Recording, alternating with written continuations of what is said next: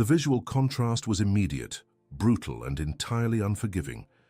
The blinding glare of 1,000 cascading diamonds and the harsh, fractured light of Czechoslovakian crystal chandeliers collided violently with the absolute fragility of a single piece of yellowed, grease-stained paper fluttering toward the cold marble floor.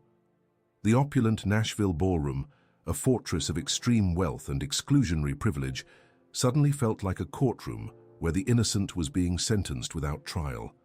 Down on the immaculate polished stone, a pair of trembling, deeply calloused hands frantically swept across the floor. They were the hands of an elderly woman, her knuckles swollen from decades of unforgiving labor, her frail shoulders shaking beneath a frayed, faded Sunday coat that had not seen the inside of a department store since the late 70s. She was desperately trying to gather the shattered remnants of her dignity, her meager belongings scattered like debris after a storm. Towering above her, casting a long, suffocating shadow, stood a man in a bespoke silk suit, his face contorted into a mask of cold, corporate disdain. He represented the new elite of Nashville, a world of profit margins and focus groups, completely detached from the dirt roads and broken hearts that built the very foundation of country music. But the true shock of the evening did not come from the cruelty of the executive, nor from the heartbreaking vulnerability of the old widow. It happened when a single rhinestone-studded leather boot stepped softly into the periphery of the chaos, stopping mere inches from the crumpled, stained paper. An unmistakable hand, adorned with perfectly painted nails and heavy, glittering rings, reached down with surprising gentleness to retrieve the fallen letter. The undisputed queen of country music, Dolly Parton, stood amidst the sea of frozen billionaires. She unfolded the brittle paper, her signature radiant smile vanishing instantly. The warmth in her eyes was replaced by a profound, breathless shock as she read the faded ink, her gaze locking onto the unmistakable, bold signature at the very bottom of the page. George Strait. To understand the sheer magnitude of the injustice unfolding on that marble floor, one had to look back through the dust and the years, far away from the velvet ropes and imported champagne of Nashville, deep into the heart of rural Texas. Clara was a woman carved from the very earth of the Lone Star State. She was 72 years old, though the deep lines etched around her eyes and the perpetual ache in her bones told the story of a woman who had lived 100 lifetimes of hard labor. For 40 years, she and her late husband, Arthur, had run a small, struggling mechanic shop on a desolate stretch of highway where the sun beat down like an anvil and the smell of hot asphalt mixed with the scent of approaching thunderstorms. They were not wealthy people. They measured their riches in the quiet moments on their front porch, listening to the crickets and watching the Texas sky turn bruised purple at dusk. They lived by a strict, unspoken code, a set of Christian values that dictated you never turned away a traveler in need. You always gave more than you took, and you kept your word even if it cost you everything. Arthur had passed away 5 years ago, leaving Clara with nothing but a mountain of medical debt, a quiet, empty house, and a rapidly deteriorating condition in her own eyes. Macular degeneration, the doctors had called it, a slow, creeping darkness that was stealing the world away from her edge by edge.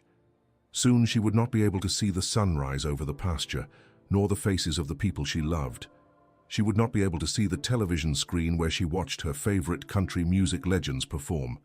Facing this terrifying reality, Clara had made a single, desperate promise to herself. She wanted to see them in person, just once, before the darkness took over completely.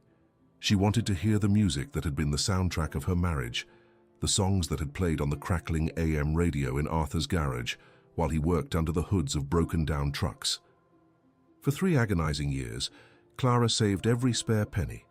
She skipped meals, sitting alone at her worn kitchen table drinking hot water with lemon instead of eating dinner.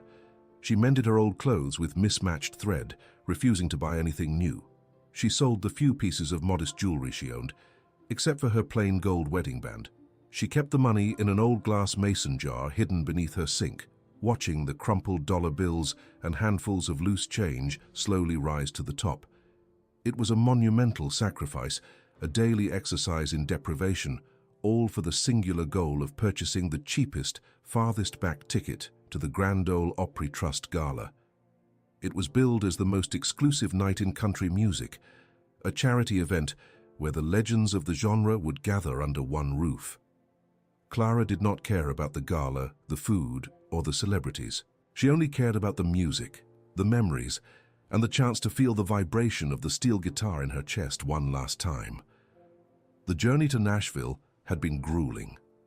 A 30-hour bus ride sitting upright in a seat that smelled of stale smoke and disinfectant, her joints screaming in protest with every bump in the road.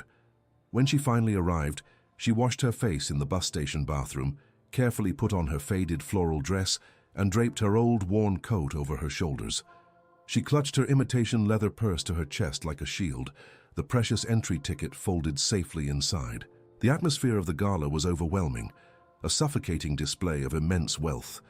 The air was thick with the scent of heavy, expensive perfumes, roasted truffles, and the sharp metallic tang of old money. The venue was a cavernous hall, draped in heavy crimson velvet, illuminated by towering crystal chandeliers that cast a harsh, unforgiving light on everything below. The guests were a parade of high fashion, women in backless silk gowns and men in tailored tuxedos, their wrists heavy with diamonds and platinum watches. Clara felt the crushing weight of her own insignificance the moment she stepped through the brass-handled doors. She tried to make herself as small as possible, pressing her back against the velvet-covered walls, sliding through the shadows at the very back of the room. She did not want to bother anyone. She did not want to eat their food or drink their wine. She just wanted to stand in the back, close her eyes, and listen. But in a world governed by aesthetics and artificial perfection, invisibility is rarely granted to those who need it most. Vance was the newly appointed director of operations for the trust, a man who had never worn a pair of work boots in his life. He was a creature of the corporate skyline, a man who viewed country music not as a profound expression of the human condition, but as a highly lucrative demographic to be exploited. He despised the dirt, the sweat, and the raw honesty of the genre's roots. To Vance, the gala was his masterpiece, a meticulously curated environment designed to impress the billionaire donors and corporate sponsors who funded his lavish salary. Every detail had been calculated, from the ambient lighting to the exact spacing of the silver cutlery on the tables. As Vance surveyed his kingdom from the elevated VIP platform, his sharp, predatory eyes caught a disruption in the visual harmony of the room. There, hovering near the heavy curtains in the back, was a stain on his perfect canvas. An old woman in a tragic faded dress and a pathetic worn-out coat. She looked like she had wandered in from a soup kitchen. Vance's jaw tightened, a cold fury rising in his chest. This was an ultra-exclusive event, a gathering of the elite. The presence of someone so visibly poor, so painfully ordinary, was not just an eyesore. It was a personal insult to his management. It threatened the illusion of total exclusivity he was selling to the billionaires in the room. Without a word, Vance signaled to two heavily built security guards stationed near the entrance. He descended the carpeted stairs, his polished dress shoes making no sound, moving with the silent, deadly intent of a predator closing in on wounded prey. Clara was completely unaware of the approaching danger. She was standing on her tiptoes, her failing eyes straining to see the grand stage at the front of the room, her heart fluttering with a childlike excitement as the orchestra began to tune their instruments. She was transported back to the dusty porch in Texas, Arthur's arm around her shoulders, the smell of rain in the air. The brutal reality of the present shattered her reverie when a cold, sharp voice sliced through the ambient noise right beside her ear. "Excuse me, what exactly do you think you are doing here?" Clara jumped, her hand flying to her chest. She turned to see Vance standing uncomfortably close, his tall frame looming over her, the two massive security guards flanking him like stone gargoyles. Vance's face was a mask of polite disgust, his eyes scanning her frayed collar, the scuffed toes of her practical shoes, and the cheap, peeling material of her purse. "I am just waiting for the music to start, sir," Clara said, her voice trembling slightly. Her throat was dry, and the intimidating presence of the men made her heart hammer painfully against her ribs. "I have a ticket. I am staying right here in the back out of everyone's way." Vance let out a quiet, venomous scoff, a sound completely devoid of humanity. He leaned in closer, dropping his voice to a harsh, menacing whisper so as not to draw the attention of the wealthy guests seated at the nearby tables. "Do not lie to me, old woman. People like you do not buy tickets to events like this. The cheapest seat in this room costs more than your entire miserable wardrobe. You either sneaked in through the catering entrance or you stole a credential.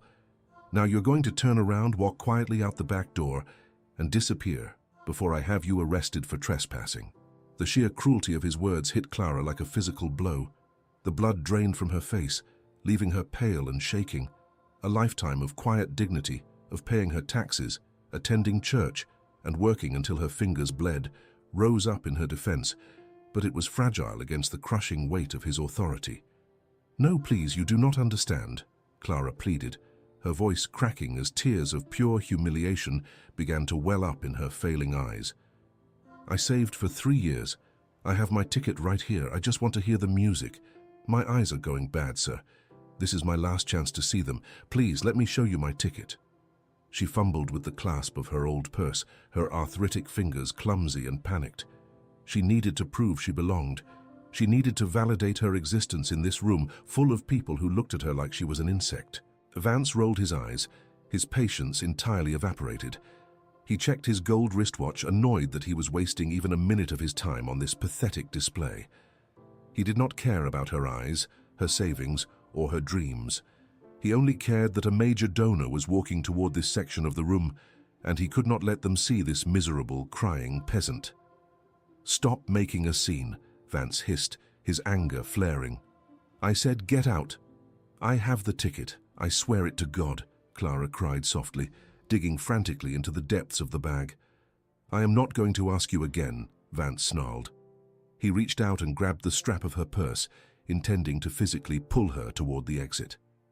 "No. Please. Wait." Clara pulled back instinctively, terrified of losing the bag that held her return bus ticket and her medication. The sudden opposing force was too much for the old decaying material. The sound of the cheap imitation leather tearing was surprisingly loud, a sharp, violent rip that seemed to cut through the elegant classical music playing from the stage. The strap snapped entirely. The rusted metal clasp gave way under the pressure.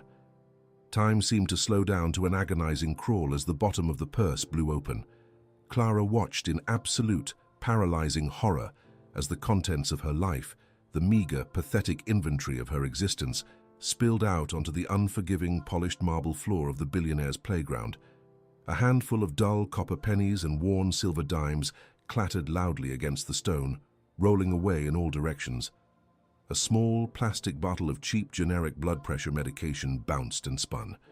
Her reading glasses, the frame held together by a thick wrap of dull gray duct tape, slid across the floor. A worn, faded photograph of Arthur, his face smudged with grease and smiling, fluttered down like a dead leaf.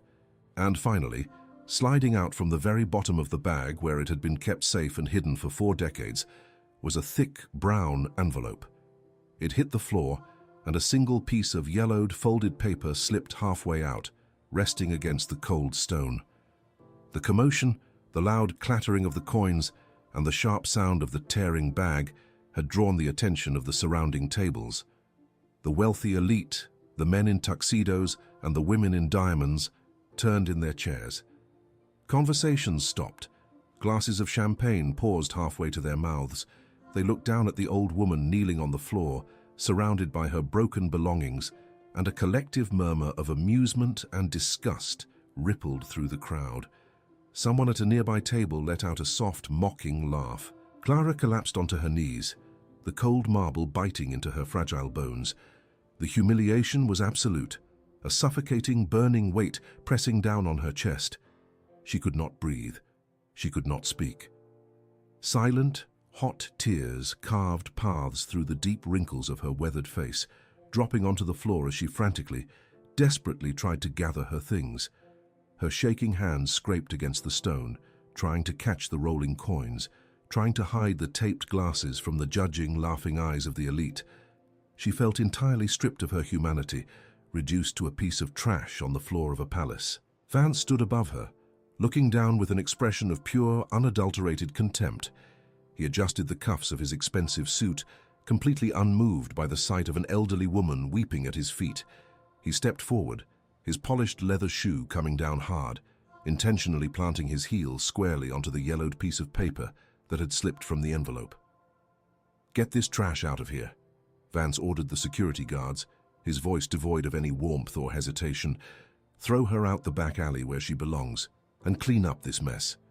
If you also hate seeing simple, hard-working people being humiliated by arrogant suits who have forgotten where they came from, subscribe to the channel right now to see how the greatest legend in country music is going to make this coward swallow every single word."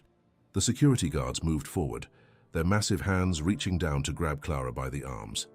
She squeezed her eyes shut, waiting for the rough handling, waiting to be dragged away from the only dream she had left, her tears blinding her to the approaching shadows. She reached out one last time, her trembling fingers brushing against the edge of the yellowed paper trapped beneath Vance's shoe, desperate to save the one thing that mattered more to her than her own life. But the rough hands of the guards never touched her. Before the men could lay a single finger on the weeping widow, a voice cut through the cavernous ballroom. It was not a shout. It was not a scream. It was a voice that possessed the melodic, undeniable twang of the Smoky Mountains, carrying an authority so absolute, so deeply rooted in the very soul of the industry Vance was trying to control, that it froze the blood in his veins. "Take your hands off her, or I guarantee you will never work in this town or any other town ever again." The silence that followed was deafening. The mocking laughter from the surrounding tables died instantly. The security guards froze, stepping back as if they had been burned. Vance snapped his head around, his arrogant sneer faltering, replaced by a sudden creeping sense of dread. Walking through the parted sea of silent, staring billionaires was Dolly Parton. She was a vision of radiant defiance, draped in a gown heavily encrusted with thousands of Swarovski crystals that caught the light of the chandeliers and threw it back like a challenge. But there was no gentle, welcoming smile on her face today. Her jaw was set, her eyes blazing with a fierce, protective fury that could have melted the marble beneath her feet. She did not walk with the delicate steps of a socialite. She moved with the grounded, unstoppable force of a woman who had grown up dirt poor in a one-room cabin and had fought for every inch of ground she stood on. Dolly ignored the gasps of the crowd. She ignored the panicked, stammering attempts of Vance trying to explain himself. She walked straight past the executives, past the donors, and dropped straight down onto her knees on the hard, cold floor, her crystal-covered gown pooling around her on the marble. She reached out with both hands, her long painted nails gently covering Clara's trembling, calloused fingers. The contrast was staggering, the ultimate symbol of glamour touching the ultimate symbol of forgotten labor. "It is all right, honey," Dolly whispered, her voice suddenly incredibly soft, carrying the warmth of a summer breeze. "I have got you. Nobody is going to touch you." Dolly began to help Clara gather her things. She picked up the taped reading glasses with the utmost respect. She scooped up the scattered pennies, holding them as if they were gold bullion. Vance, realizing the catastrophic public relations disaster unfolding before his eyes, tried to salvage his authority. He stepped forward, forcing a nervous, placating smile. "Miss Parton, please, you do not need to do that," Vance stammered, his voice tight. "This woman sneaked in. She is unstable. My men were just escorting her out to maintain the dignity of the event." Dolly did not look up. She kept her eyes on Clara, wiping a tear from the old woman's cheek with her thumb. Then Dolly's eyes fell upon the heavy leather shoe still resting on the yellowed piece of paper. "Move your foot," Dolly commanded, her voice low and dangerous. Vance hesitated, confused. "I beg your pardon?" I said. "Move your damn foot, boy, before I break it." Vance swallowed hard, stepping back quickly, lifting his shoe off the paper. Dolly reached out and picked up the letter. It was stained with old motor oil, the edges frayed and soft from decades of being handled, read, and refolded.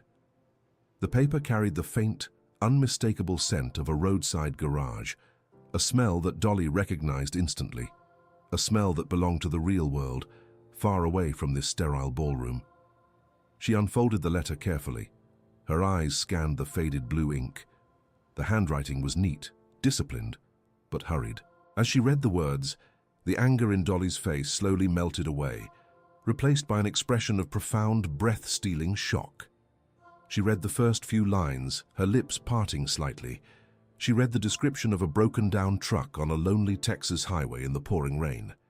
She read about a mechanic named Arthur, who worked through the night, refusing payment, and who emptied his own meager wallet, handing over a crumpled $50 bill so a desperate young singer could buy gas to make it to an audition in Nashville. Dolly's eyes traced the final sentence of the letter, the words burning themselves into her mind. "If I ever become somebody, if I ever make it to the top of this mountain, you and your wife will always have a seat at my table. I owe you my life with honor." And then Dolly looked at the signature. She stopped breathing. The massive ballroom, the staring billionaires, the cruel executive, all of it faded away into the background. Dolly looked up from the paper, her eyes wide, staring at the weeping, frail woman kneeling beside her. She looked at Clara's worn hands, the hands that had undoubtedly cooked the meals and washed the clothes of the man who had saved the greatest legend country music had ever known. Vance, completely oblivious to the historical bomb that was about to detonate in his face, let out a nervous, condescending chuckle. He looked at the dirty paper in Dolly's hand and shook his head. "Please, Miss Parton, tell me you are not falling for this," Vance said, his voice dripping with arrogant pity, trying to regain control of the narrative. "It is a classic grifter move. These crazy, obsessive fans forge signatures all the time to try and extort money from celebrities. Look at the state of her. It is a pathetic fraud. She probably wrote that garbage herself yesterday. Let security take her away." Dolly slowly rose to her feet, clutching the letter to her chest. She looked at Vance, her eyes narrowing into slits of absolute icy contempt. She did not yell. She did not need to. "It is not a fraud," Dolly said, her voice echoing in the dead silence of the room. Before Vance could respond, before he could open his mouth to spew another insult, a sound echoed from the back of the VIP section. It was the slow, deliberate, heavy sound of leather boots walking across the hardwood floor of the elevated platform, stepping down onto the marble. The sound was rhythmic, unhurried, lethal. Every head in the ballroom turned toward the shadows. The air in the room seemed to grow heavy, the temperature dropping instantly. A figure emerged from the dim lighting of the private alcove. He was not wearing a glittering suit. He was not wearing a tuxedo. He wore a perfectly tailored, dark Western blazer, a crisp white shirt, heavy starched blue jeans, and a pristine silver belly Stetson hat. He walked with the stoic, immovable presence of a mountain. His face was weathered, handsome, and carved from the very values that Vance had just mocked. His eyes, usually warm and inviting, were currently fixed on Vance with the intensity of a Texas thunderstorm ready to unleash hell. The whispering in the crowd died completely. The billionaires, the executives, the socialites, they all shrank back, suddenly realizing how small they were. George Strait had been standing in the shadows the entire time, and he had heard every single word. The rhythmic strike of the leather boots against the cold marble floor echoed like the slow, steady ticking of a grandfather clock, counting down to an inevitable reckoning. The entire ballroom, a sprawling cavern of immense wealth and artificial prestige, fell into a suffocating, paralyzing silence. The clinking of crystal champagne flutes ceased entirely. The hushed, arrogant whispers of the corporate elite died in their throats. The string quartet on the grand stage had stopped playing mid-measure, the musicians lowering their bows as they watched the towering figure emerge from the heavy velvet shadows of the elevated alcove. He did not rush. He did not march with the frantic, nervous energy of the executives who populated this room. He moved with the grounded, unshakable grace of a man who had spent his life walking across sun-baked pastures and dusty arenas, a man whose very presence commanded the elements. He wore a perfectly tailored dark Western blazer that sat broad across his shoulders, heavily starched blue jeans that fell perfectly over his polished boots, and a pristine silver belly Stetson hat that cast a long, definitive shadow over his weathered, handsome face. He was the undisputed king of country music, and he had heard enough. George Strait walked through the parted sea of billionaires and socialites as if they were nothing more than tall grass in a Texas field. They shrank back instinctively, their expensive suits and diamond necklaces suddenly feeling heavy and ridiculous under the weight of his stoic, penetrating gaze. He did not look at them. His eyes, usually carrying the warm, inviting spark of a man who loved his fans and his faith, were currently forged from cold, unforgiving steel. He kept his gaze locked entirely on the scene unfolding on the floor. Dolly Parton stood tall amidst the scattered coins and the broken purse, her crystal-covered gown shimmering, the yellowed, oil-stained letter clutched fiercely in her hand. As George approached, the tension in her shoulders softened just a fraction. A silent, profound communication passed between the two living legends, a shared understanding forged in the fires of their humble beginnings. They were two sides of the same coin, born from the dirt, raised by the grace of God, and bound by an unbreakable code of honor that the men in this room could never comprehend. George stopped in front of Dolly. He reached up with a slow, deliberate movement, his large, calloused hand gripping the brim of his Stetson. He tipped his hat to her, a gesture of absolute, traditional respect. Dolly offered a small, knowing nod in return and gently extended her hand, offering him the brittle piece of paper. George took the letter. His fingers, the same fingers that had picked a million melodies on a wooden guitar, brushed against the frayed edges of the paper. He looked down at the faded blue ink, at his own hurried handwriting from 4 decades ago. The sterile, perfume-heavy air of the Nashville ballroom seemed to vanish, replaced instantly by the phantom scent of hot engine oil, pouring rain, and wet asphalt. He was no longer standing under Czechoslovakian chandeliers. He was 28 years old again. Stranded on the side of a pitch-black Texas highway, his old truck dead on arrival, his dreams of making it to his first real audition drowning in the mud. He remembered the blinding headlights of a tow truck cutting through the storm. He remembered a man named Arthur, soaked to the bone, working for 6 straight hours under the hood of that broken-down Ford, refusing to take a single dime for the labor. And he remembered the moment Arthur reached into his grease-stained overalls and pulled out a crumpled $50 bill, pressing it into George's hand with a firm, calloused grip, telling him to go buy gas and make his wife proud. That $50 was the difference between a life of regret and a legacy that would change music history forever. George slowly lowered the letter. He turned his head, his gaze falling upon the frail, trembling figure of Clara, who was still kneeling on the marble floor. Her faded floral dress was wrinkled, her taped reading glasses resting crookedly on her tear-stained face. She looked up at him, her failing eyes wide with absolute disbelief, her hands clutching her chest as if her heart might give out. The stoic, impenetrable mask of the king shattered. George Strait did not just bend down. He dropped to one knee on the hard marble, his immaculate western blazer brushing against the scattered pennies and the spilled medication. He took off his Stetson entirely, exposing his head in a gesture of the deepest, most profound reverence a Texas cowboy could offer. He reached out, his large, strong hands gently enveloping Clara's small, trembling, arthritis-ravaged fingers. The warmth of his touch seemed to radiate through her entire body, stopping her violent shaking. "It took 40 years for you to let me pay this debt, Miss Clara," George said. His voice was a deep, resonant baritone, but right now, it was thick, choked with an emotion so raw and unguarded that it brought tears to the eyes of the musicians watching from the stage. "You should have called me. You should have knocked on my front door. You and Arthur gave me the world when I had absolutely nothing." Clara let out a ragged, breathless sob. The years of hardship, the crushing medical debt, and the agonizing grief of losing her husband all spilling out in a single, overwhelming wave of relief. She squeezed his hands, her voice barely a whisper. "Arthur always said you were a good boy. He always told me you would keep your word. But I did not want to bother you, Mr. Strait. You are so busy. I just wanted to hear you sing one last time before my eyes go completely dark." George swallowed hard, his jaw tightening as he fought back the moisture pooling in his own eyes. He squeezed her hands back, his thumb gently brushing across her knuckles. "You are never a bother to me, ma'am. Never. You are family." George held her gaze for a long moment, ensuring she felt the absolute sincerity of his words. Then he slowly stood up. He placed his Stetson back upon his head, adjusting the brim, pulling it low over his eyes. The vulnerability vanished, instantly replaced by a terrifying cold authority. He turned his body slowly, deliberately, until he was facing Vance.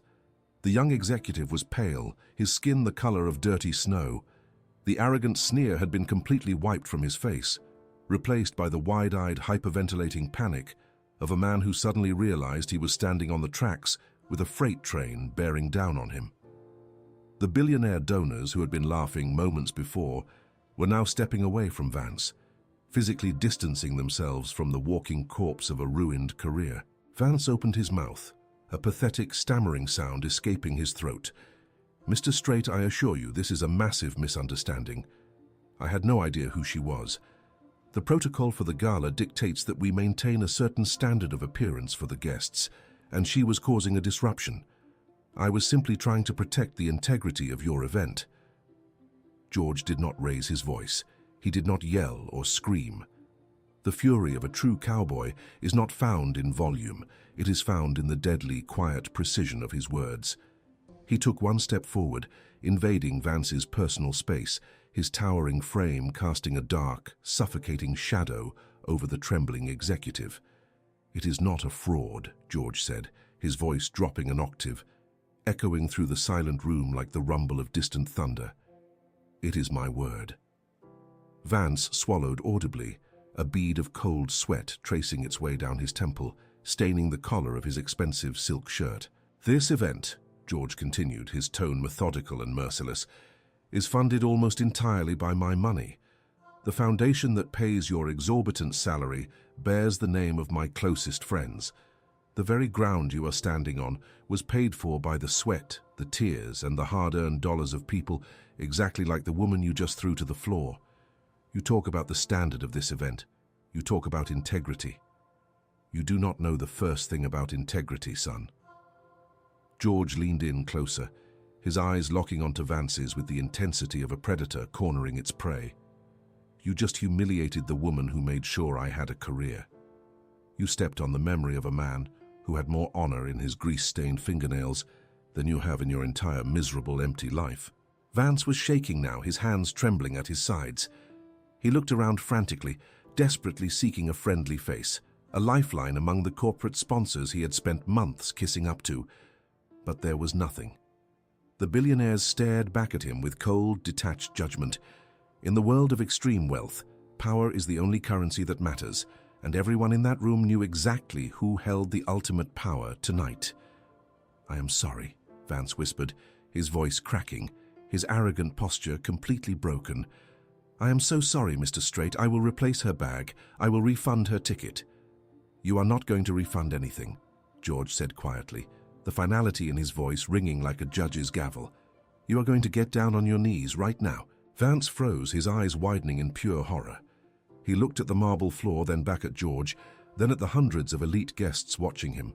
To kneel in his bespoke suit in front of the very people he had tried to impress was a social execution. "I said," George repeated, his voice carrying a dangerous razor-sharp edge, "get on your knees." Slowly, agonizingly, Vance's legs gave out. The crisp fabric of his expensive trousers folded as he sank down onto the cold, unforgiving marble, kneeling directly in front of the old widow he had called a beggar just moments before. The humiliation was absolute, a bitter, burning poison that stripped away every ounce of his unearned pride. "Now," George commanded, looking down at the broken executive, "you are going to look this woman in the eyes and apologize for your pathetic behavior. And then you are going to pick up every single penny, every single pill, and that broken pair of glasses you knocked out of her hands." Vance, his face burning with shame, his eyes locked on the floor, mumbled an apology. "Look at her," George demanded, the steel in his voice leaving no room for negotiation. Vance forced his head up, meeting Clara's tear-filled eyes. "I am sorry, ma'am. I was wrong. Please forgive me."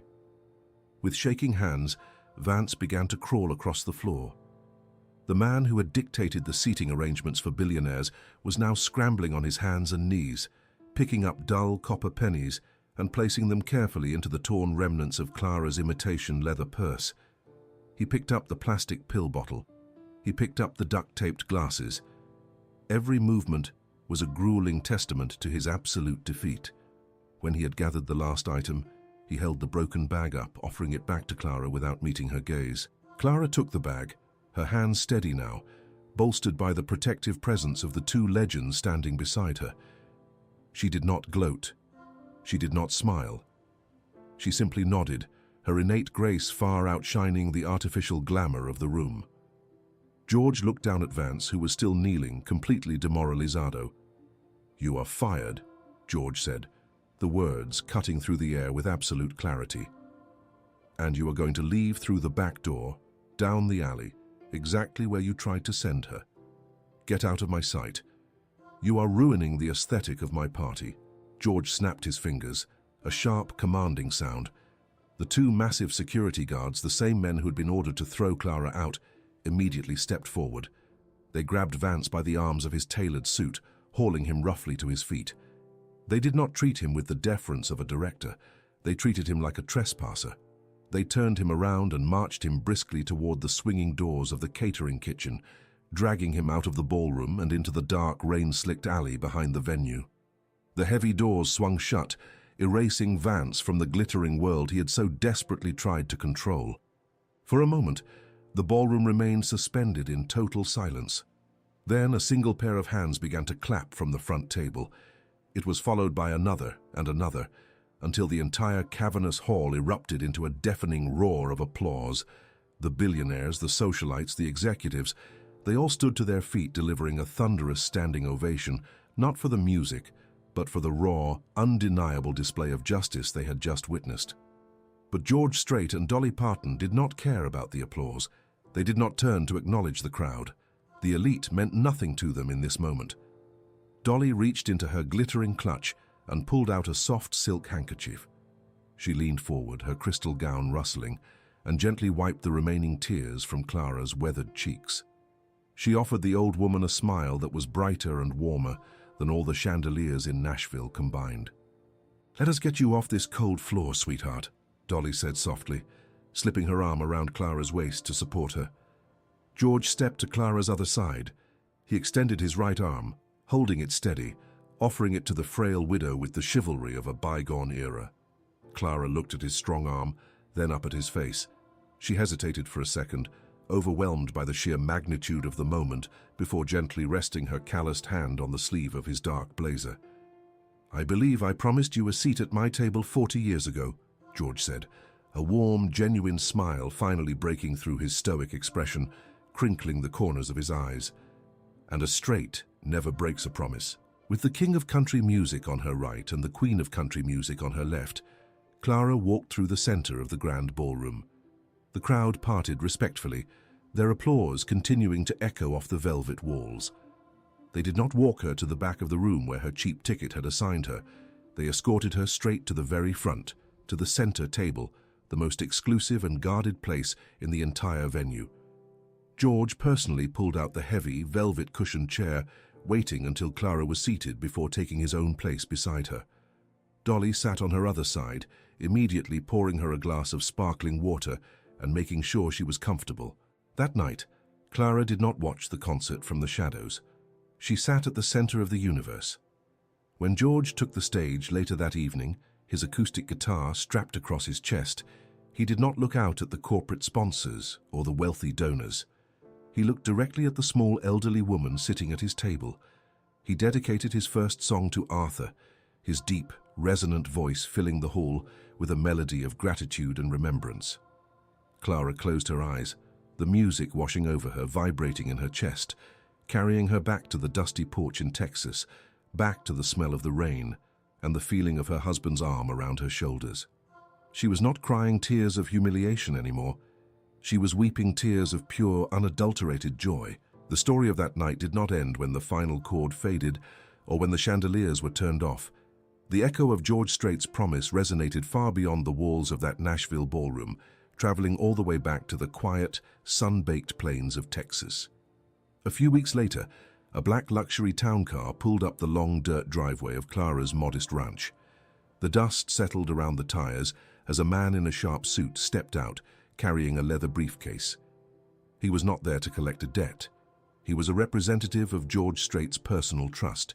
He sat at Clara's worn kitchen table, the same table where she had counted her pennies for 3 years and handed her a stack of documents. The crushing weight of the medical bills, the looming threat of the bank taking her home, the suffocating anxiety of her deteriorating vision, all of it was erased with the stroke of a pen. George had quietly and completely paid off the mortgage on the farm, ensuring that the land Arthur had loved would remain Clara's sanctuary for the rest of her days. But the king did not stop there. The envelope also contained an itinerary and fully paid arrangements for Clara to travel to one of the most prestigious eye institutes in the country.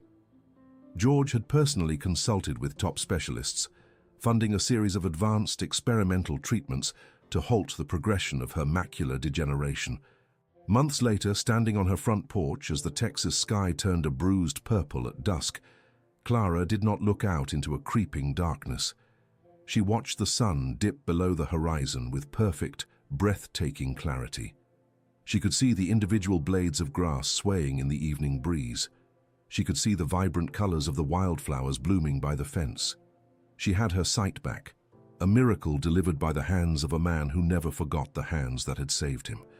And hundreds of miles away, in a private, heavily guarded estate, nestled deep within a quiet study filled with platinum records, golden gramophones, and the accolades of a legendary career, there was a single frame resting in the center of George Strait's massive oak desk. It was not a photograph with a president. It was not a contract for $1 million tour. It was a yellowed, oil-stained piece of paper, the edges frayed and soft, the faded blue ink preserving a promise made in the pouring rain. The true measure of a man's legacy is never calculated by the balance in his bank account, the designer labels stitched into his collar, or the artificial authority he wields in rooms filled with crystal and champagne. True power is quiet. It is the steady, unshakable resolve to remember the dirt roads that led to the mountaintop. It is the absolute, uncompromising dedication to honoring the quiet sacrifices of those who labor in the shadows. The brightest crowns are not forged from gold and diamonds.